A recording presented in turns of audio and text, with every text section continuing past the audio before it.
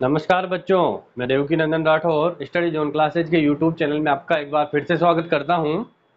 अपन पढ़ रहे थे इलेक्ट्रोमैग्नेटिज्म, जो कि 3 पार्ट में डिवाइड था। उसका फर्स्ट पार्ट जो है विद्युत धारा के चुंबकीय प्रभाव, अपन उसको स्टडी कर रहे थे। तो अपन उसके लगभग अंतिम पड़ाव पर थे और शायद आई थिंक वो आज फिनिश भी हो जाएगा पूरी तरीके से। तो बच्चों, मैं आपको एक बार फिर बोलना चाहूँगा कि हमारे जो वीडियो लेक्चर हैं वो कंटिन्यू आ रहे हैं, तो आप इन्हें देखें, लाइक करें, शेयर करें और सब्सक्राइब करें। ठीक है डियर स्टूडेंट, तो चलते हैं हमारे चैप्टर पर, जिसका नाम था विद्युत धारा के चुंबकीय प्रभाव। क्या नाम था? विद्युत धारा के चुंबकीय प्रभाव, जिसमें लास्ट जब क्लास थी अपनी, यानी कि कल की क्लास, तो उसमें अपन ने डिस्कस किया था परिनालिका के बारे में। डिस्कस किया था परिनालिका क्या होती है, परिनालिका में जो चुंबकीय क्षेत्र होता है वो क्या होता है, और उसके न्यूमेरिकल्स के बारे में अपन ने डिस्कस किया था। आज हमारा जो टॉपिक है वो है परिनालिका की बहन, जिसका नाम है टोरॉइड। अब टोरॉइड क्या होता है, टोरॉइड में चुंबकीय क्षेत्र क्या होता है, उसके बारे में अपन इसमें डिस्कस करेंगे।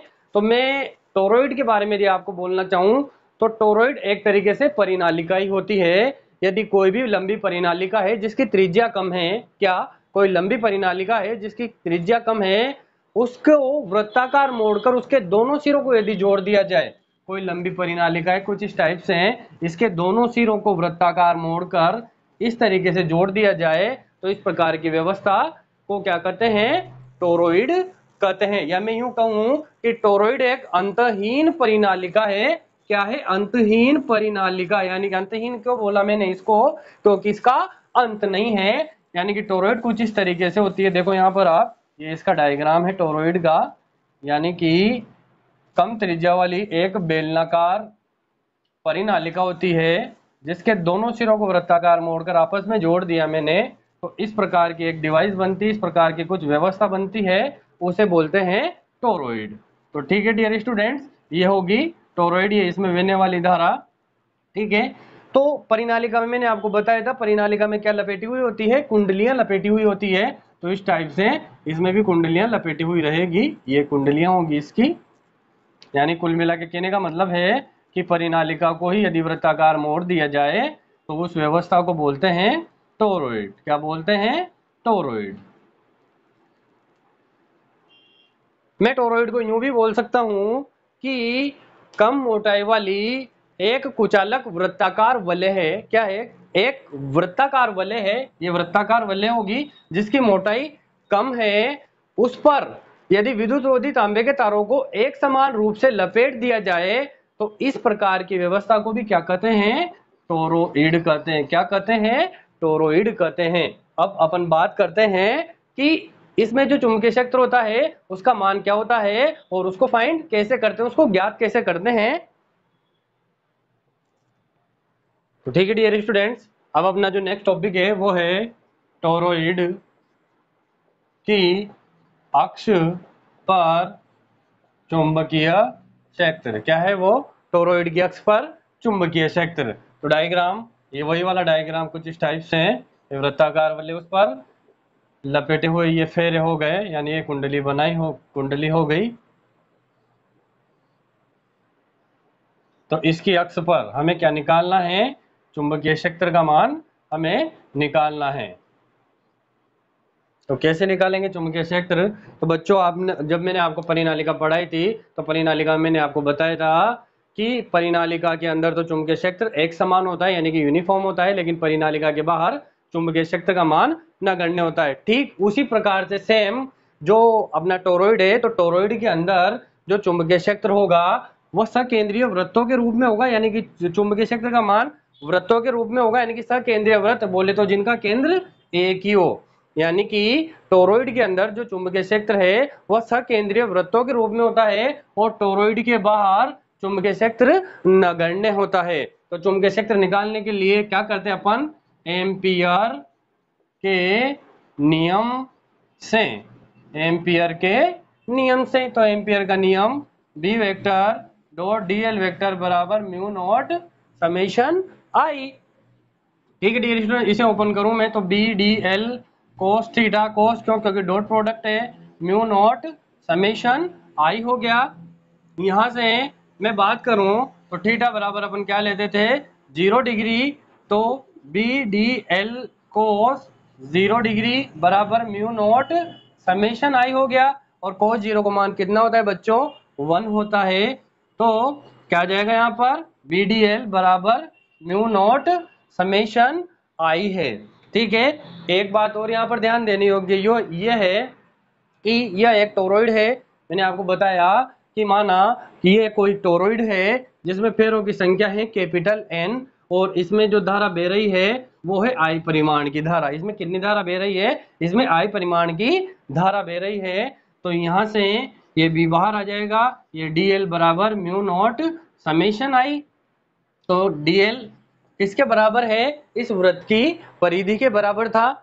जब अपन ने परिनालिका पढ़ा था तो परिनालिका में मैंने क्या लिया था, एक वृत्ताकार लूप लिया था, उसकी एक भुजा का मान मैंने x लिया था। लेकिन यहाँ पर पूरी परिनालिका को वृत्ताकार मोड़ दिया है, तो यानी कि इसने किसका रूप ग्रहण कर लिया है, किसका आकार ले लिया है, वृत्त का। तो डीएल किसके बराबर हो जाएगा, वृत्त की परिधि यानी कि 2 पाई आर के। और समेशन आई का मान क्या होगा, यहाँ से समेशन आई है यानी कि इसमें टोटल कितनी धारा बह रही है। तो अपन जानते हैं कि टोरॉइड में फेरों की संख्या कितनी है, n, और उसमें बहने वाली धारा I। तो टोटल धारा कितनी हो गई, NI के बराबर। अपन ये वैल्यू इस समीकरण नंबर 1 में रख देते हैं। तो समीकरण 1 से, समीकरण 1 से क्या हो जाएगा, B 2 पाई R बराबर म्यू नॉट समेशन एन आई की जगह, समेशन आई की जगह मुझे क्या लिखना है, कैपिटल एन आई लिखना है। तो B बराबर क्या हो जाएगा, म्यू नॉट, ये n जैसा का जैसा 2 पाई आर, n के नीचे आएगा तो 2 पाई आर आई। और चूंकि मैं यहाँ पर यदि बात करूँ स्मॉल n की, तो स्मॉल n बराबर हो जाता है यहाँ पर n/2 पाई आर। इस स्मॉल n को बोलते हैं एकांक लंबाई में फेरों की संख्या। क्या है ये, एकांक लंबाई में फेरों की संख्या। तो इस पूरे की जगह यानी कि n/2 पाई आर की जगह मैं क्या लिख देता हूं,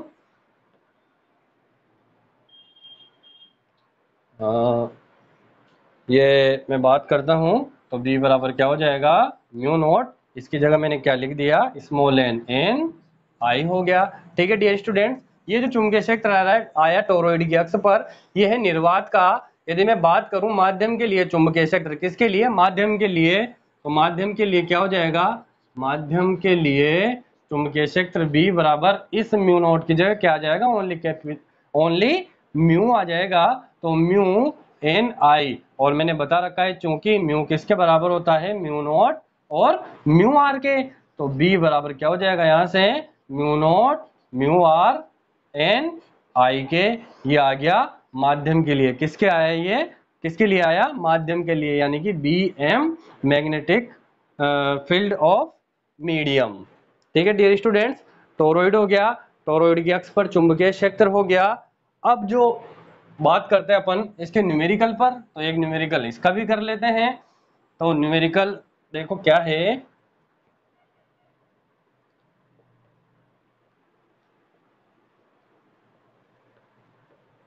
यदि मैं न्यूमेरिकल की बात करूं तो न्यूमेरिकल है एक टोरॉइड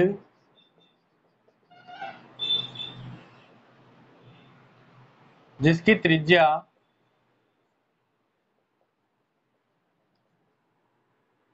10 सेंटीमीटर है तथा उसमें 500 फेरे हैं। कितने फेरे हैं, 500। एक टोरॉइड है, एक टोरॉइड है जिसकी त्रिज्या 10 सेंटीमीटर है, और उस टोरॉइड में कितने फेरे हैं, 500 फेरे, यानी कि फेरों की संख्या कितनी होगी, 500। तथा उसमें 0.1 एम्पियर की धारा प्रवाहित हो रही है।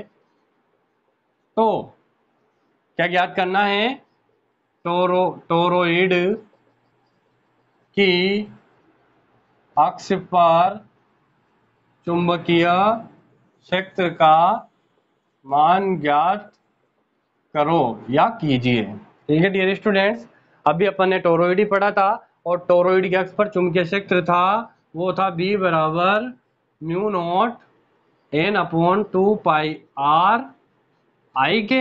यही था। हमारे पास क्या क्या है, हमारे पास रेडियस है, कितनी है 10 सेंटीमीटर, सेंटीमीटर को मीटर में बदलेंगे तो 0.1 मीटर, क्योंकि 10 अपॉन 100 मीटर, तो मैंने डायरेक्ट लिख दिया 0.1 मीटर। फेरों की संख्या कैपिटल N किसके बराबर है 500, कितने फेरे हैं 500, और धारा का मान यानी कि I कितनी बह रही है इनमें 0.1 एम्पियर की धारा बह रही है। तो B यानी कि चुंबकीय क्षेत्र क्या आ जाएगा, और अपन जानते हैं म्यू नॉट क्या है, निर्वात की चुंबकशीलता, जिसका मान कितना होता है 4 पाई इंटू 10 की घात -7, N कितना दिया हुआ है 500 अपॉन 2 पाई जैसा का जैसा इंटू R कितना दिया हुआ है 0.1 इंटू कैपिटल I कितनी है 0.1, 0.1 से 0.1 कैंसिल हो गया, 2 से 4 कटा 2 टाइम, पाई से पाई कैंसिल, तो B बराबर 5 को 2 से मल्टीप्लाई करेंगे 10, यानी 500 को 2 से मल्टीप्लाई किया 1000 इंटू 10⁻⁻7 यूनिट क्या होती है चुंबकीय क्षेत्र की टेस्ला। तो B बराबर कितना आ जाएगा 10 की घात 3 इंटू 10 की घात -7, तो कितनी बची 10 की घात -4 टेस्ला। ये हमारा टोरॉइड में चुंबकीय क्षेत्र हो गया। तो ठीक है डियर स्टूडेंट्स, विद्युत धारा के जो चुंबकीय प्रभाव वाला जो चैप्टर था वो आज कंप्लीटली फिनिश हो गया है। के वीडियो लेक्चर जो भी हैं वो कंप्लीटली फिनिश हो गए हैं, आप इन्हें देखें समझें, और यदि आपको इस चैप्टर जो कि था विद्युत धारा के चुंबकीय प्रभाव, क्या था विद्युत धारा के चुंबकीय प्रभाव, यदि इसमें आपको कहीं भी कोई दिक्कत है, कहीं कोई समस्या है, तो आप कमेंट बॉक्स में कमेंट करें, हम आपकी समस्या का पूरी तरीके से समाधान करेंगे। जो हमारा नेक्स्ट टॉपिक है उसे हम कल की ऑनलाइन क्लास में डिस्कस करेंगे। आज के लिए बस इतना ही, मुझे दीजिए इजाजत। जय हिंद, जय भारत।